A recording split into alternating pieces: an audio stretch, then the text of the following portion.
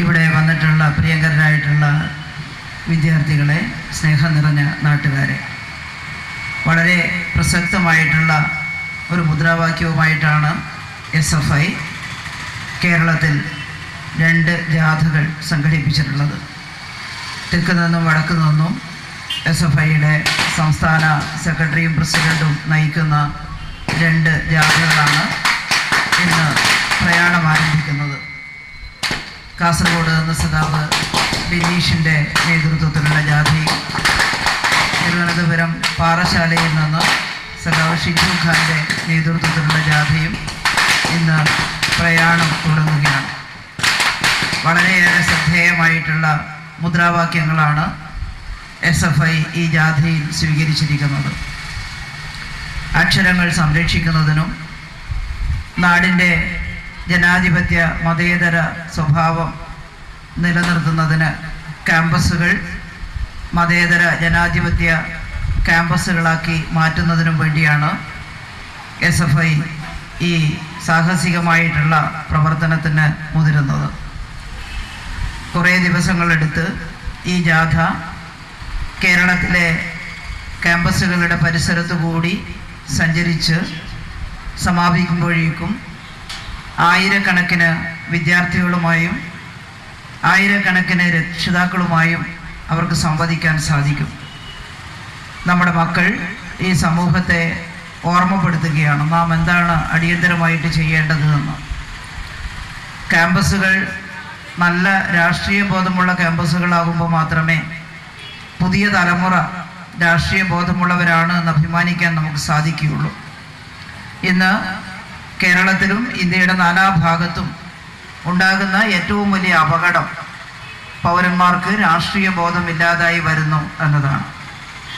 നമ്മുടെ രാജ്യത്തെ രക്ഷിക്കാൻ, ഈ രാജ്യത്തെ മതനിരപേക്ഷ രാഷ്ട്രമായിട്ട് സംരക്ഷിക്കാൻ, രാജ്യത്തിൻ്റെ ജനാധിപത്യം സംരക്ഷിക്കാൻ നമ്മൾ ഓരോരുത്തരും വിചാരിച്ചാൽ മാത്രമേ സാധിക്കൂ. വളരെ ഭയപ്പെടുത്തുന്ന സംഭവങ്ങളാണ് നാടിൻ്റെ നാനാഭാഗത്തു നിന്നും ഉണ്ടായിക്കൊണ്ടിരിക്കുന്നത്. സാമ്പത്തികമായി അങ്ങേയറ്റം തകർന്നുകൊണ്ട് ദരിദ്ര ജനവിഭാഗത്തിൻ്റെ എണ്ണം കൂട്ടിക്കൊണ്ടിരിക്കുന്ന ഒരു രാജ്യം എന്നത് മാത്രമല്ല, ഇന്ത്യയുടെ സാംസ്കാരിക മണ്ഡലവും അതിവേഗം ജീർണിച്ചു കൊണ്ടിരിക്കുന്നു എന്നതാണ് നാടിൻ്റെ എല്ലാ ഭാഗത്തു നിന്നും ഉണ്ടാകുന്ന സംഭവങ്ങൾ വെളിവാക്കുന്നത്. ഇതെല്ലാം വലിയ പ്രശ്നങ്ങളായിട്ട് തന്നെ കാണുമ്പോഴും ആ പ്രശ്നങ്ങൾ പരിഹരിക്കാനുള്ള മാർഗത്തിലേക്ക് ആയിരക്കണക്കിന് മനുഷ്യർ ഒരുമിച്ച് മാർച്ച് ചെയ്യുമ്പോൾ മാത്രമേ അടുത്ത തലമുറയെ സംരക്ഷിക്കാൻ നമുക്ക് സാധിക്കുകയുള്ളൂ. തികഞ്ഞ മുതലാളിത്ത ഉപഭോഗ ഭ്രാന്ത് ഈ സമൂഹത്തെ പിടികൂടിയിരിക്കുന്നു. ദൈനംദിനം മാധ്യമങ്ങളിലൂടെ വരുന്ന വാർത്തകൾ നമ്മെ ഞെട്ടിച്ചുകൊണ്ടിരിക്കുന്നു. അപ്പോഴെല്ലാം പരിഹാരത്തിൻ്റെ മാർഗത്തിലേക്ക് എത്രമാത്രം ആളുകൾ അണിനിരക്കുന്നു എന്നുള്ളതാണ് നാം പരിശോധിക്കേണ്ടത്. ആളുകൾ ഇതെല്ലാം കാണുമ്പോൾ വലിയ വിഷമം പ്രകടിപ്പിക്കുകയും എന്നാൽ മഹാഭൂരിപക്ഷം ആളുകളും നിസ്സംഗരായിരിക്കുകയും ചെയ്യുന്നൊരവസ്ഥ സമൂഹത്തിലുണ്ട്. വിലക്കയറ്റം അത് തനിയെ ഉണ്ടാകുന്നൊരു പ്രതിഭാസമാണ്. സ്ത്രീകളെ വളരെ മോശമായ രീതിയിൽ ആക്രമിക്കുമ്പോൾ അത് സ്വാഭാവികമായിട്ടുണ്ടാകുന്നൊരു പ്രതിഭാസമാണ്. കുഞ്ഞുങ്ങളെ കച്ചവടം ചെയ്യുമ്പോൾ അതും അങ്ങനെ തന്നെ ഉണ്ടാകുന്നു എന്ന് നിസ്സംഗതയോടെ വിചാരിക്കാൻ മാത്രം തയ്യാറായാൽ നമുക്ക് എവിടെ എത്തിച്ചേരേണ്ടതായിട്ട് വരുമെന്ന് നമ്മൾ ഈ സമൂഹത്തോട് ചോദിക്കണം. അതുകൊണ്ട് ഈ പ്രശ്നങ്ങൾക്കെല്ലാം കാരണമുണ്ട്.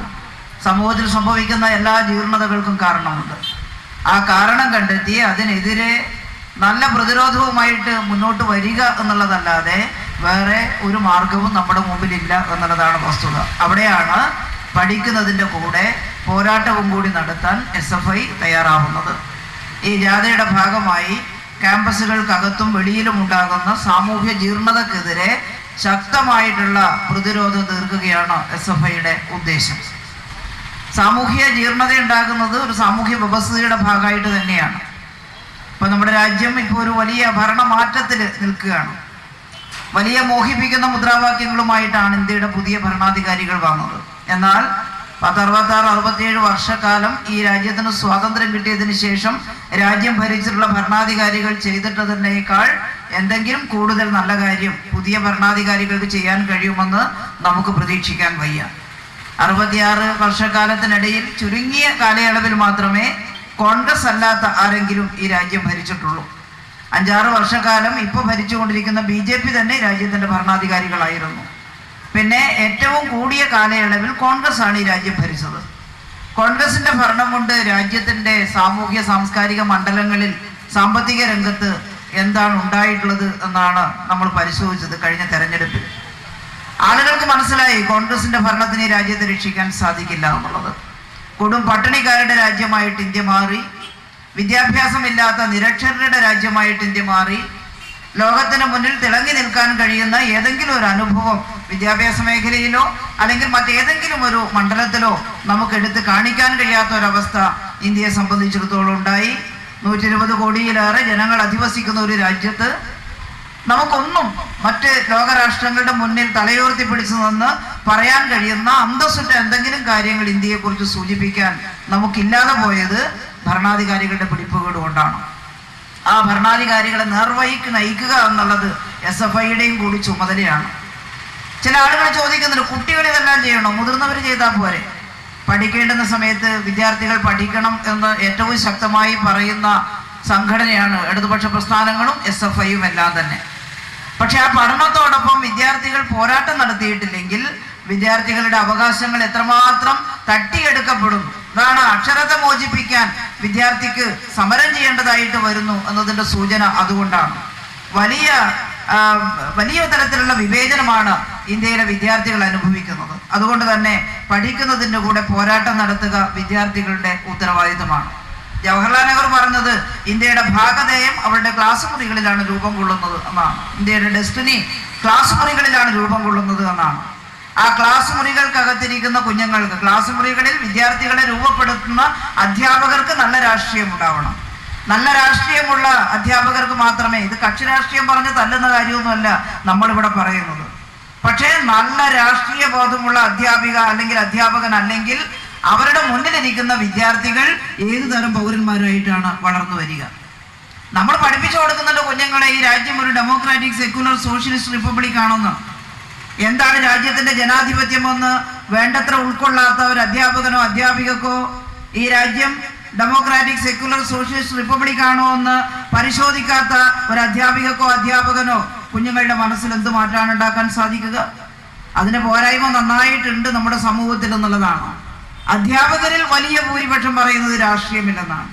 ഒരു രാഷ്ട്രീയ പ്രക്രിയയുടെ ഭാഗമായി ഭരണാധികാരികളെ തിരഞ്ഞെടുക്കുന്ന ഒരു രാജ്യത്ത് അധ്യാപകരും വിദ്യാർത്ഥികളും രാഷ്ട്രീയമില്ലെന്ന് പറഞ്ഞ് മാറി നിന്നാൽ ആ ഭരണാധികാരം എങ്ങനെ വിനിയോഗിക്കപ്പെടുമെന്നുള്ള കാര്യത്തിൽ യാതൊരു സംശയവും നമുക്ക് വേണ്ട. അത് തെറ്റായ രീതിയിൽ വിനിയോഗിക്കപ്പെടും.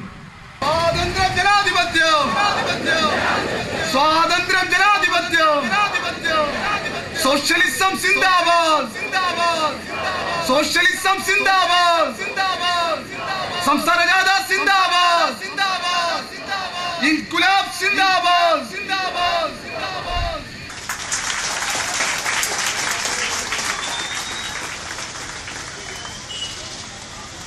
സംഘാടക സമിതിയുടെ സ്നേഹോപഹാരം ജാഥ ക്യാപ്റ്റന് കൈമാറുന്നതിനു വേണ്ടി CPM സംസ്ഥാന കമ്മിറ്റി അംഗം സഖാവ് AK നാരായണനോട് ആദരപൂർവ്വം ക്ഷണിക്കുകയാണ്.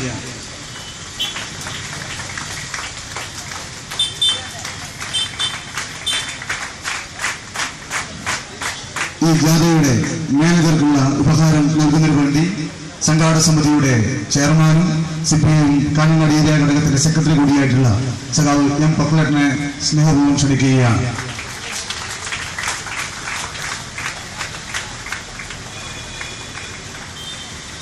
ദിവസക്കാലം ഈ ജാഥയിൽ അണിനിരക്കുന്ന സഖാക്കൾ ജാഥാംഗങ്ങൾക്കുള്ള ഉപഹാരം നൽകുന്നതിനു വേണ്ടി DYFIയുടെ കാസർഗോഡ് ജില്ലാ ഘടകത്തിന്റെ സെക്രട്ടറി സഖാവ് K മണികണ്ഠനെ ക്ഷണിക്കുകയാണ്. ഉപഹാരം ഏറ്റുവാങ്ങുന്നതിനു വേണ്ടി ജാഥാംഗമായ സഖാവ് PG സുബിദാസ്, സഖാവ് PGG, സഖാവ് ശരൺ ശശി സഖാക്കളെ ക്ഷണിക്കുകയാണ്.